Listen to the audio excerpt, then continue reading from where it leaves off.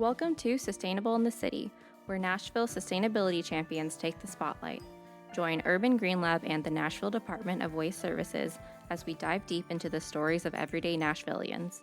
We'll chat with your neighbors, coworkers, and fellow community members about the small sustainable actions that are making a big impact on Nashville. From reducing waste to planting trees, our guests will share their stories about the benefits, barriers, and motivators behind everyday choices. Tune in and be inspired by the power of individual action.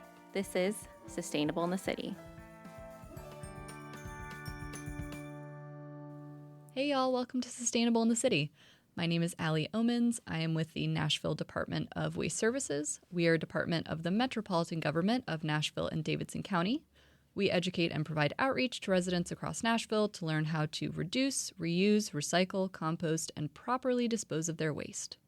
And I am Karissa Hampton. I am the Assistant Director of Households with Urban Green Lab, and we are a Nashville-based nonprofit that teaches communities to live sustainably. And last episode, we actually ended off with Mariah's tip. She suggested that we use the freezer or dehydrate to reduce our food waste. And I actually was able to go through my fridge and, assess what I was going to be using that week. And if I was not able to get to it, I went ahead and put it on the freezer. So now my freezer is very full and my fridge is quite empty. Nice. But I'm actually getting used to the idea of freezing more. I definitely have not gone into the realm of dehydrating things yet, but that's definitely a next step. What about you, Allie? So trying to humanize myself a little bit and admit that I am not perfect in all of the world of sustainability. I am so guilty of bringing a banana or an apple to work and then letting it sit on my desk. I will bring a banana from home. I will have it on my desk and I'll just get busy at work, and then I'll find myself packing it back in my lunch bag and bringing it back home, and it just browns a little bit more by the end of that day. And I did that this week and brought it home, and I looked at it and I said, that banana just needs to go in the freezer. That's going to be a banana bread banana. So yeah. If it makes you feel any better, my kids literally use the same apple every day. Like, I don't change their apple out. They don't eat it. I put it back in their lunch every single day, and just hoping it won't be in there. You need to come to my house and just put the banana back in my lunch bag as a lesson I need to learn. But just starting us off with on that note too, that we, as I hope is clear from all of these episodes, that we are not perfect. We are not asking anyone to be perfect, but admitting where we can do better and working to chip away at that slowly and surely. And speaking of our last episode, if you have not gone back and listened to it, would highly recommend. It is Cooking in the City, and we hosted Mariah, who's a local chef, and talked about, as Karissa mentioned, we talked about freezing our leftovers to reduce our food waste. We also talked about plant-based cooking and some of the maybe misconceptions or barriers around some of that, and even using the whole ingredient, so using the carrot and those carrot greens that are there to reduce our food waste. Today, we're excited to bring a very special episode for y'all as our last episode of Sustainable in the City for 2024. And the basis of this episode actually comes from an email we received. Our email, sitcnashville@gmail.com, is a way for folks to reach us if you have questions, if you want to share your sustainability story with us. And we actually did receive an email, y'all. Karissa, we received an email after asking all this time. Someone finally emailed us. And we're thrilled, first of all, that people just listened to our podcast, and that we had some folks reach out to us and want to share what they do to be a sustainable resident of the Nashville community. So our guests today have a ton of great tips for us, and I think this episode is going to be packed with a lot of cool ideas. But we want to start off, too, like I mentioned, with not being perfect. We are not saying that those that are listening, you need to go out and do all the fantastic things that our guests are doing to be sustainable. As they will share, they have been honing this craft over many, many years, and we give them all of the credit for doing that. So we hope that hearing their stories will be fun, inspiring, and maybe spark a few small ideas that you can try in your own life. So it's all about finding what works just one step at a time. So we want to welcome Michael and Nancy Richardson. They are an inspiring low-waste couple that we have here today with us. They've truly transformed everyday sustainability into an art form.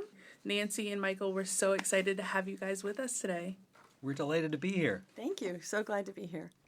And so let's start off with your sustainability journey. So what started your sustainability journey?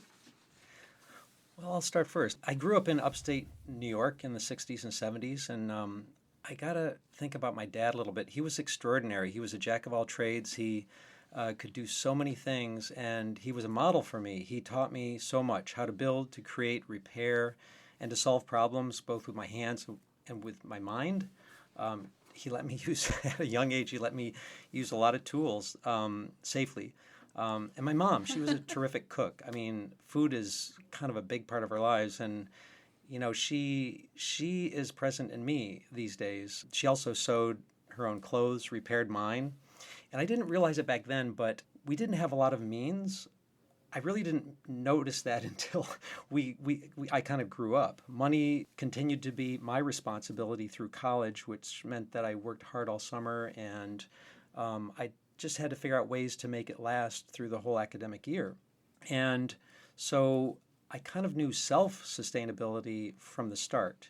I was educated in science and medicine, and I think all of these things were important factors that made me very ripe for taking on the commitment to sustainability. Mm-hmm. And then luckily I met Nancy during my freshman year in 1981, yes, and we've been together ever since. And we really gelled pretty well. Among other things, we're both kind of nerdy, and so we pair really well around sustainability. Yes, and so we're now in our early 60s, and we grew up in the era of awareness of acid rain, industrial pollution, and pesticides. And though petroleum and plastics were revolutionary in heralding progress and conveniences on an unprecedented scale, we now understand the irrecoverable damage that they've caused on a global scale. We've experienced the rising temperatures over the years, and on a trip to Alaska in 2014, we saw firsthand the receding of glaciers. We're intensely thoughtful about our lifestyle choices, driven by ethics of obligation to do what we can to make the world a better place, and to be aware of how much space we're taking up, and to leave something off better than we found it. We're not comfortable with excess or taking just because we can. That's amazing. Yep.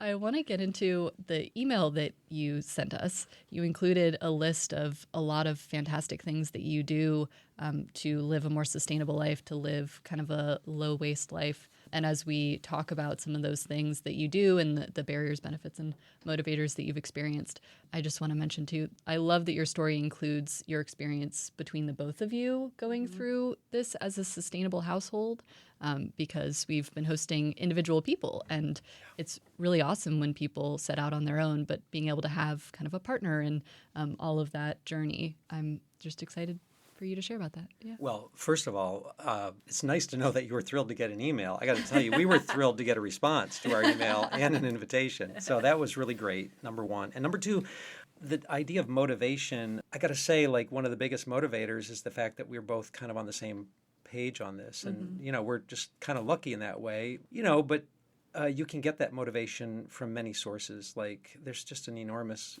universe and community of like-minded people. So, but it's really been nice to have two people like collaborating on all these things, because some of are easy, some just require reminding, and some are actually kind of hard. Mm-hmm. Yeah, for sure. Definitely. And so I guess let's get into that easy part.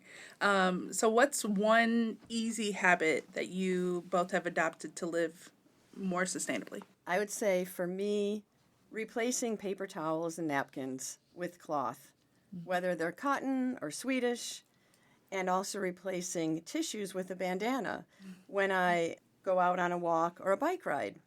This actually makes me think of my childhood. My father walked a half mile to and from the train station, and then another half, 3/4 mile to and from his office in Chicago. And especially in the winter, he used a handkerchief. And my nose, like his, my nose runs year-round, especially in the wintertime.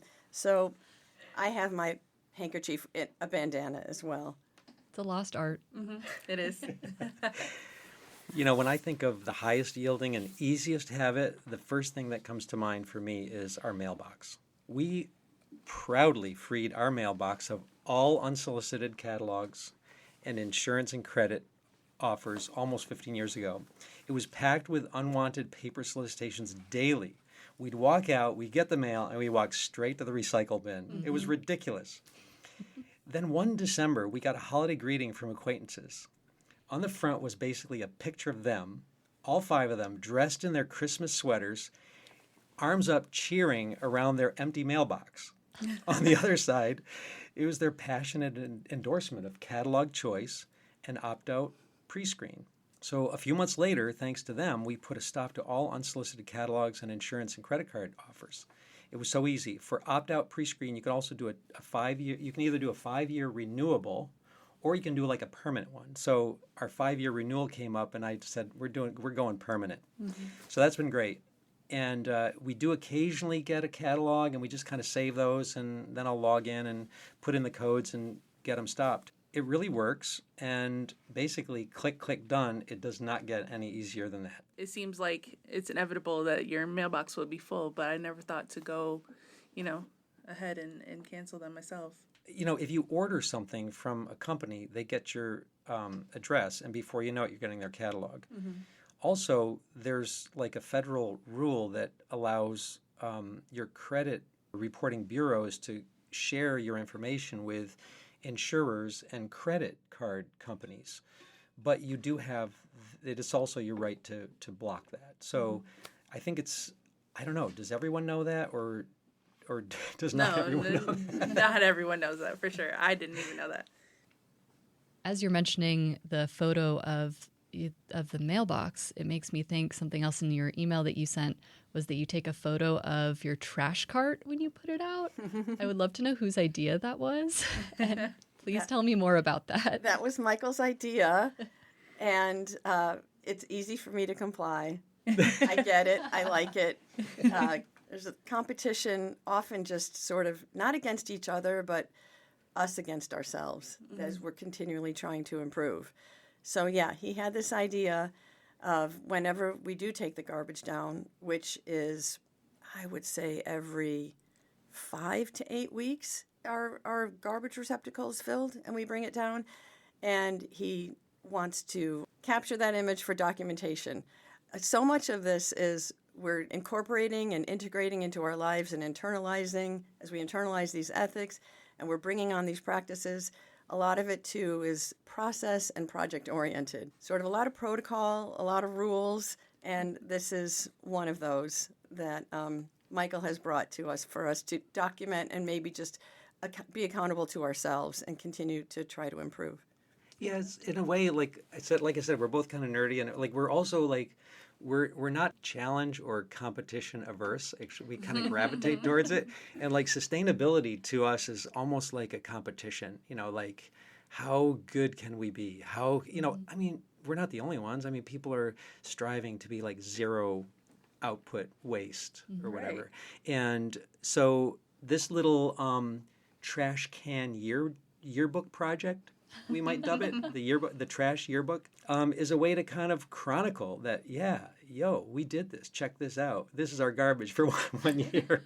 Now, every now and then we kind of rearrange the garbage to hide certain things that we are a little ashamed about to have in there. But we, and it does, when we look at that, we go like, whoa, look, it's been 8 weeks since we took it out. Whoa, high five. So it's kind of, it helps to sustain the motivation to keep going. Yeah, you're definitely not the only one. I feel like, sustainability can be fun. It can be rewarding, right? Are there any other things that you have done that have made sustainability more fun and rewarding for you all? We have 3 grandkids who live around the corner. They're young, ages 3 through 8.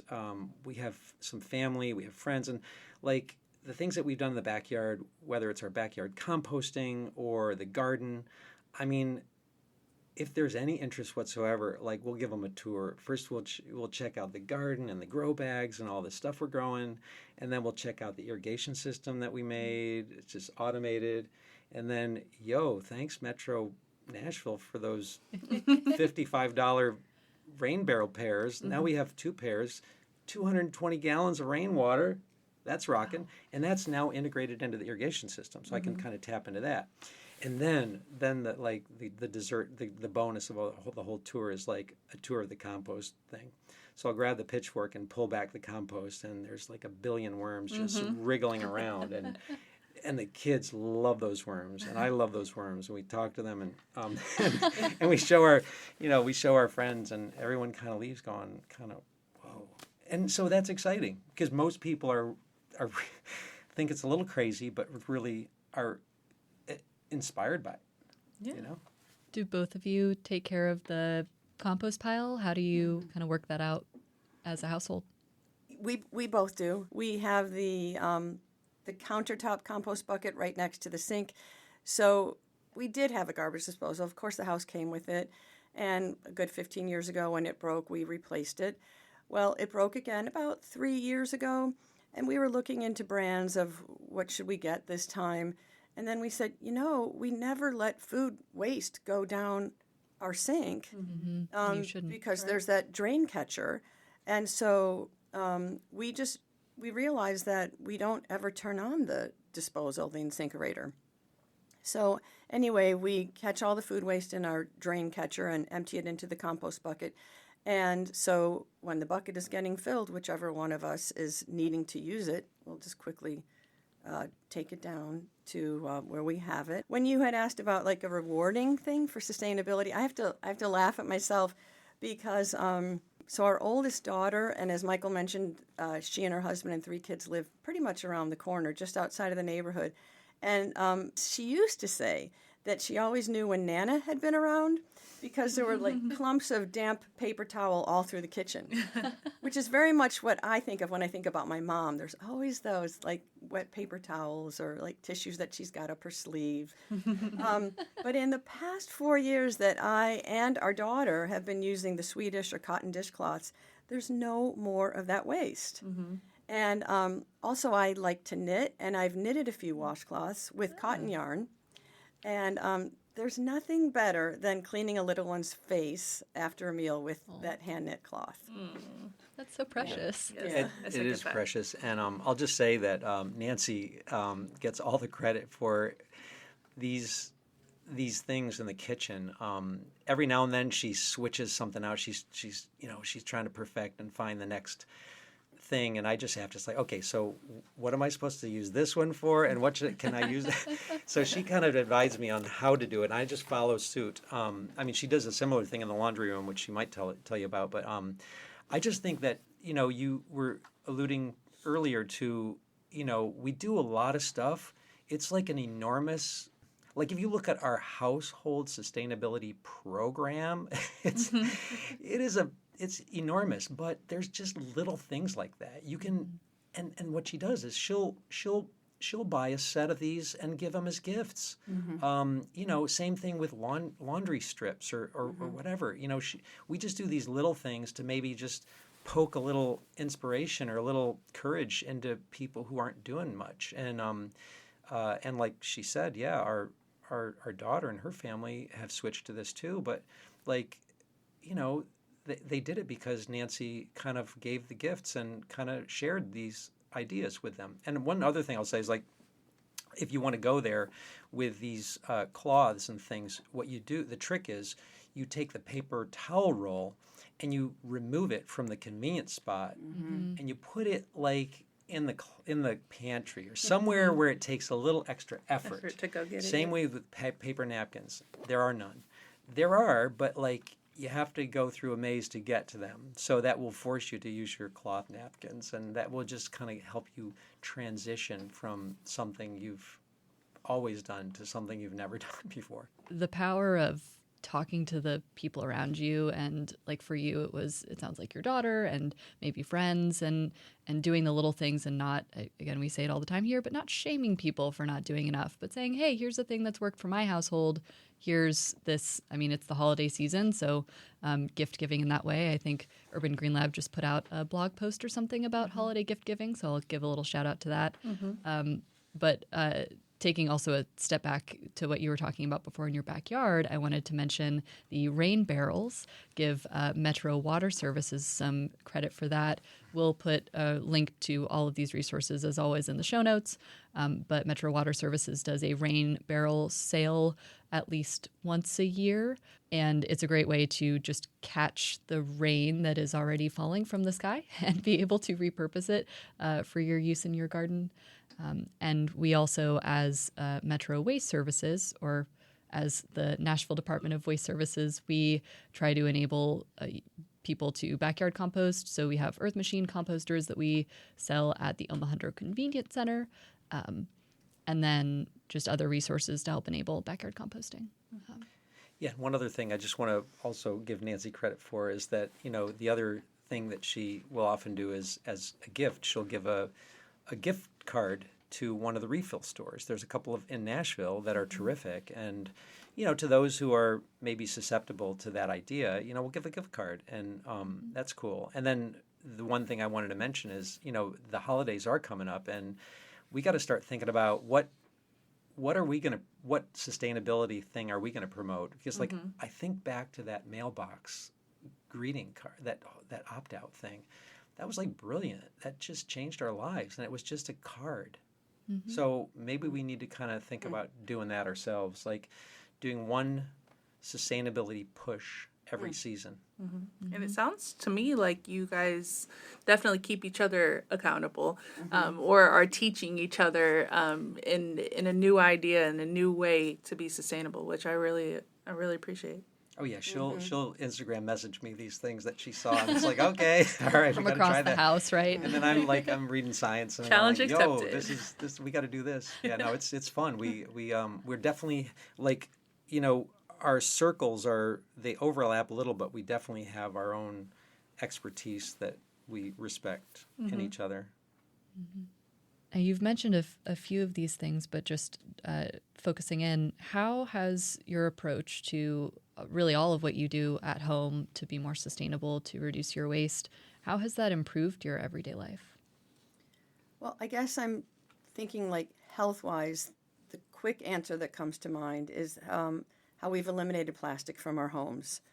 Knowing the negative effects of toxicity from the breakdown of plastics, we've replaced all plastic containers with glass. And I want to give a shout out.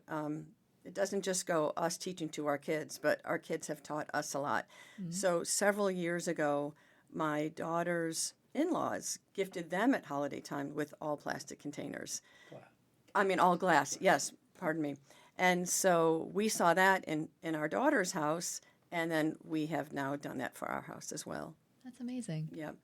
One thing that comes to mind for us in the world that I live in the trash and recycling world, is making sure that we're buying plastics that can be recycled in the community that we live in. So maybe it's changing over to glass containers or only buying things that are in plastic containers that can be recycled here in Nashville.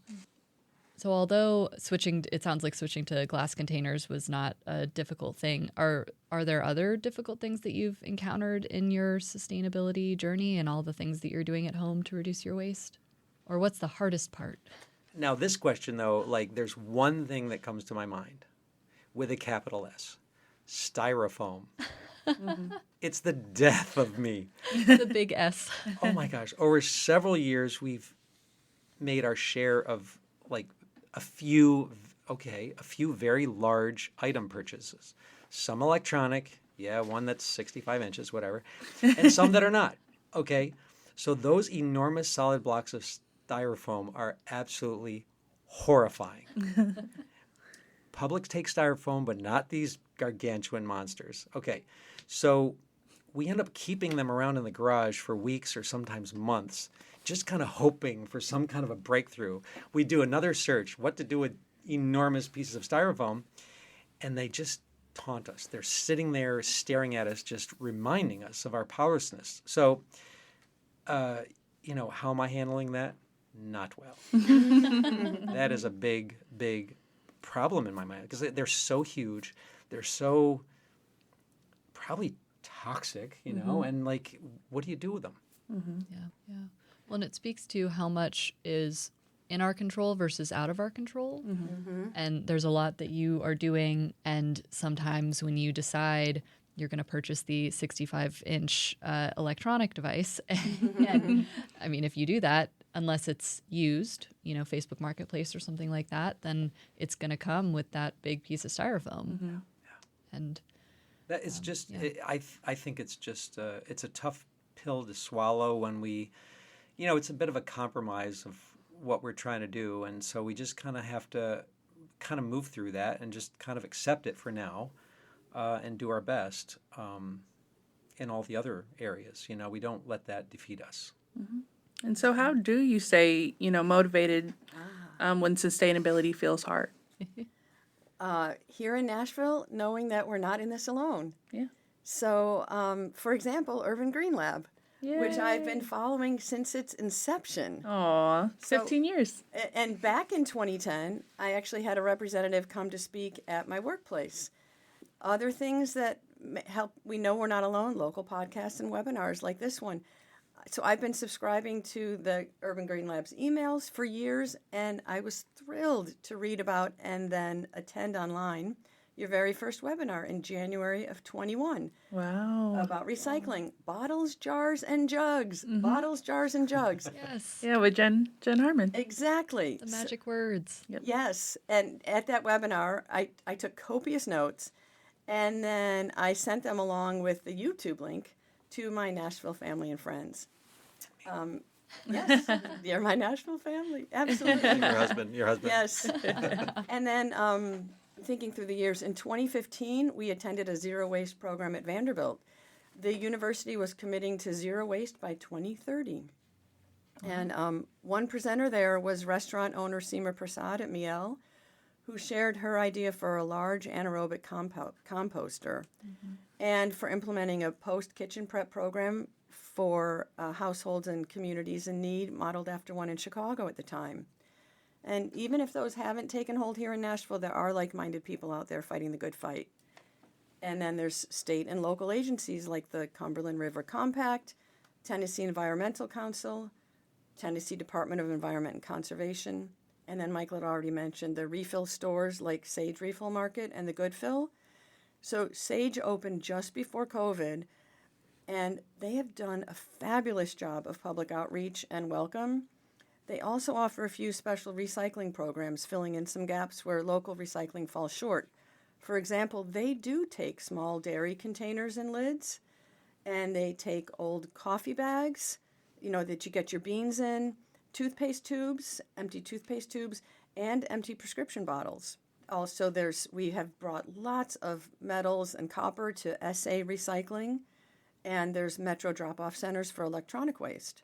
When we collect and bring our household glass waste to local recycling dropping centers, I would say having to wait in line for a good spot is a wonderful thing, if the parking lot is crowded. And then we talked about our kids over the years, seeing our own kids embrace our composting and encouraging their friends to use our countertop bucket. I remember a couple of years into our home composting, one of my son's friends, 8th grade at the time, he went to put his banana peel in our trash can, and all it took was a quick look from me, and I think my son as well. And my son was maybe looking at him, but also looking at mom, you better not do that. And he stepped away from the garbage and he put it into the compost bucket instead. Oh, That's awesome. And now this son, who's grown, he's 31, he takes his composting to the next level. He participates in a program that converts his compost to chicken feed, which he exchanges with a local chicken owner for fresh eggs. very cool. And I know that Urban Green Lab is ensuring that other schools do as well. And then recently, I guess in the last year, Metro Nashville launched that curbside compost program for Yeah. 350 households. Or Food scraps pickup pilot for 750 households. fantastic! Actually. That's Including so my household. encouraging. Including Chris's household. I love it here. We just celebrated 1 year of the Food Scraps Pickup Pilot Program. Fantastic. Yeah. Which I think we heard on your recent podcast. On our other I think, episode. or maybe it was your newsletter. I'm with Nancy. I don't feel, I haven't felt that sustainability is hard for a long time, and because I know there's just a world of sustainability committed individuals out there and here, A few years back, I remember somebody saying, commenting, we kind of described all the things we were doing, and they just kind of were skeptical. They said, what you're doing makes no difference. It's just a drop in an ocean. And maybe many years ago, that comment might have taken me down a notch, but I just don't buy it. Like, I totally disagree. I think inspiration, commitment, and momentum are boundless, and they're all over the web, YouTube, Instagram. There are these enormous sustainability committed communities. In addition to everything that Nancy mentioned, which absolutely, we've been inspired by the late Tulu Schuyler Quinn and Nashville Food Project, and by Second Food Harvest, and by the partnerships with big grocers to address food scarcity, waste, and rescue. Upcycling and rehoming is super simple now, thanks to Habitat Restore, Goodwill, Turnip Green, and so many others. Oh, and then there's Facebook Marketplace. I mean, Nancy, we did this renovation, and we kind of wanted to get rid of some big items, but that were like in great shape, but it was time for them to go. And like within a month, all these things were rehomed with people who were ecstatic. And so all of that kind of keeps us really motivated. And like Nancy said, we've seen things that we do inspire and affect other people. So we have unlimited motivation. I think we're except for styrofoam, we're very strong. Well, if styrofoam's the only thing, I mean, Right. That's really impressive. Of all of the things that you've tried over the years or you've done over the years, sustainable habits, are there any that you just couldn't stick to? Like, tell us maybe not a horror story, but tell us a story that humanizes you. Well, we've had some challenges. Laundry detergent strips have been a big challenge. They don't dissolve, and there'll be clumps on the clothes, has been my experience, even when washing in hot water. So, but I haven't given up. I have this elaborate ripping system of the strips, and then I put them in a jar with water, and I shake them up to try to pre-dissolve.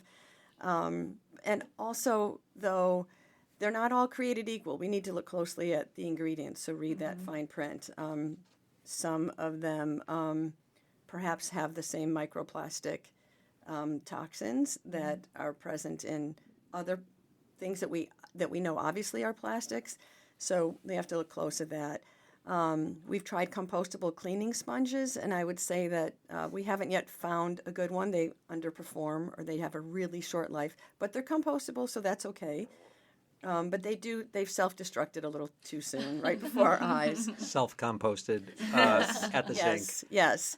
And we're still working on a shampoo bar that cleans well. And we haven't yet purchased the toilet paper made from bamboo. So that's something that we still have a lot to look into for ourselves. Yeah. So true. And, I think Nancy illustrates, like, I am the trained scientist, but she is a scientist. Like, she's in that laundry room. She's kind of, experimenting with these products, and she's doing the research, and she really, it also points out that, like, we are quick adopters of ideas, but we also go into it discerning. And so we'll try stuff out before we buy in. And sometimes it just doesn't work out, and then we got to, like, kind of think about it, tweak it, adjust it, sometimes ditch it, and try something else. So that's just, that's part of this deal. There's nothing that's like set. Just do this and everything will be peachy. I will say that we have forever struggled with all those plastics that we just can't recycle. Clamshells, various dairy containers. And by the way, how does something as great as tofu come in something as terrible as that? Like, what's with that? And, I'm running out of things to do with tofu things. And, So funny. they're all over the place, filled with things, but now I just have nothing else to do with them. And by the way, How about that Kevlar strength plastic that comes with so many items, electronics, tool accessories, and even toys? Not only do they lacerate you when you try to open them, then they're here until the end of time, forever. And that infernal styrofoam. Anyway, so, sometimes we cave and we buy some of this stuff. And but I do think we've figured out ways to avoid a lot of it. We grow tons of cherry tomatoes in the summer, so no more clamshells. We make our own hummus. We make our own granola. We make our own yogurt. We bake our own bread. So all the packaging that comes with all that stuff, gone. So we're, if we can't beat them, let's just leave them. So we're, if we can't deal with the plastic, we just try to figure out ways that we could maybe avoid ever buying it. Mm-hmm. Yeah. That's fantastic. And you said packaging, so I have to jump on that as a perfect segue to, it turns out, Nancy and Michael, we discovered this before we started recording, that I actually met you both once many months ago at an open house for our recycling facility here in Nashville. So the Nashville Department of Waste Services, we host at least twice a year an open house for people to come and visit the recycling facility, take a tour, see how all of that works behind the scenes. And you both attended. And when we came here to record, it clicked. So, I just wanted to see if there's anything you wanted to share about some of maybe how that experience transformed you and what you learned. Gladly. That was such a valuable experience for us. I mean, we were already well on our way, on our journey in sustainability, but we had some concerns and, skepticisms about recycling. Understandably. And by the way, we highly recommend this tour to anyone. I'm not asking him to say this. No, because even if you don't learn anything, the experience of donning a hard hat, like a legit hard hat, and an orange vest, and going through a serious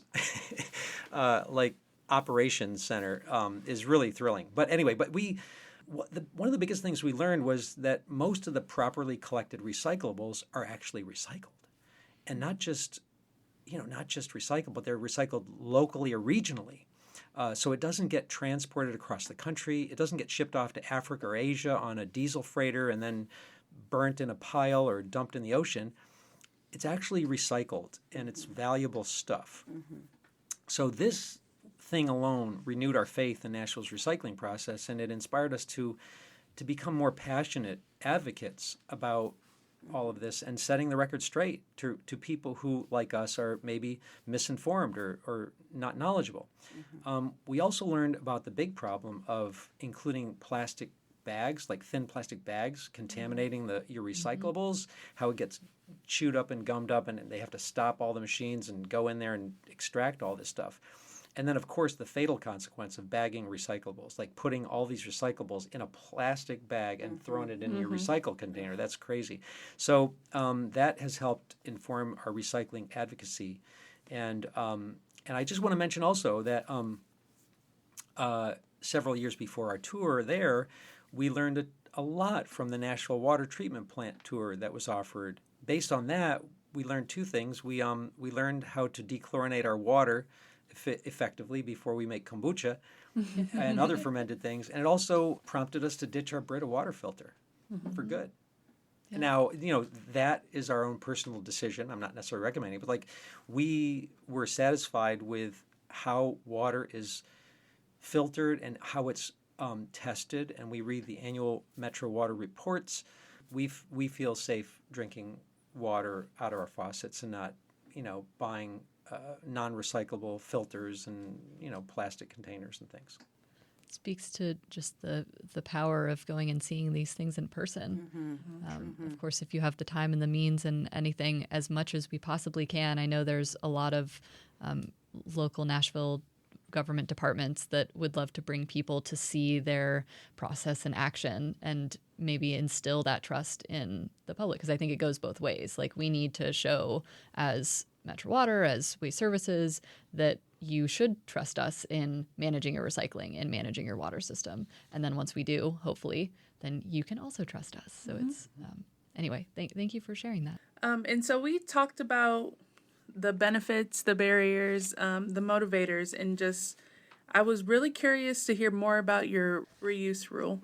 Yeah, your email mentioned, now I'm not going to remember it quite specifically, but there were numbers, there were percentages. Sure. Please reshare. Well, as I think I alluded, we reuse almost every container bag we can. Like that includes plastic produce bags, heavy-duty Ziploc freezer bags, an army of various sizes of canning, mason canning jars and other glass jars, various repurposed plastic jugs.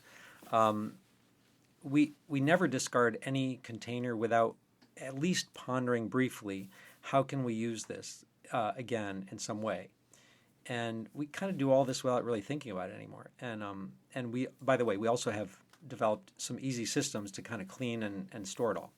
But basically, our reuse rule is based on practical implementation of a simple principle, namely that when you use the same container or package more than once, it drastically reduces your consumption of that packaging, right? So if you use the same container twice, you've cut your consumption of that kind of a container in half, right? If you use it 3 times, you've cut it by 2/3 or 67%. 4 times, 75%, 5 times, 80%, et cetera, right? So I don't know, Nancy, when's the last time we bought a box of Ziploc freezer bags? And by the way, we use them all the time. When's the last time? I don't remember. Has it been in the century? Anyway. But we also were gifted some that are not the Ziploc, that are made from a non-plastic material that also I have seen in our daughter's household too. So we wash and reuse those as well. Yes.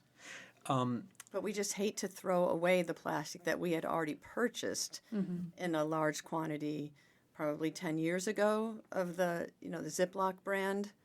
So we'll just keep rewashing those. We find that those Ziploc, those freezer bags are really high quality, and we do so much freezing of stuff.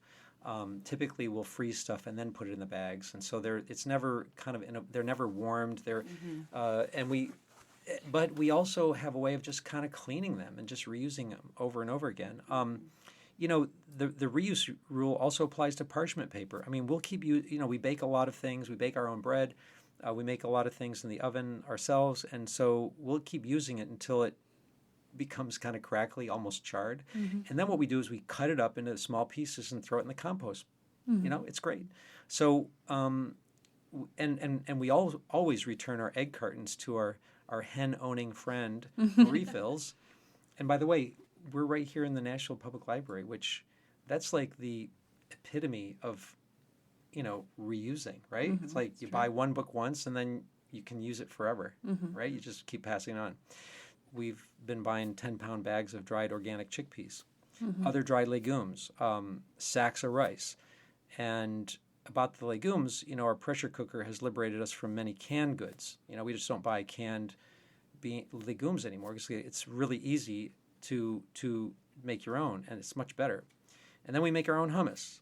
That gets us off of some of that plastic. And then if we buy too much, we can always team up with our family and friends and, share it. Just kind of like our own little bulk food co-op. Share it with the grandkids that you mentioned are around the corner. Right. Oh, that's lovely. Yeah. Maybe we can, if you have any recipes to share, maybe we can link those in the show notes afterwards for people to get inspired to make their own hummus or make their own kombucha or anything like that. Right on. And so thank you, Michael and Nancy, so much for being with us today. If we could, I guess, share one simple sustainability tip for beginners, what would it be? How about place a recycling receptacle in your kitchen and home office space for all paper and aluminum and cardboard? And think about, instead of putting it into the garbage, put it right there where you've conveniently located it. Maybe keep a crate in your garage for empty glass bottles to fill and drive to the local recycling drop-off site.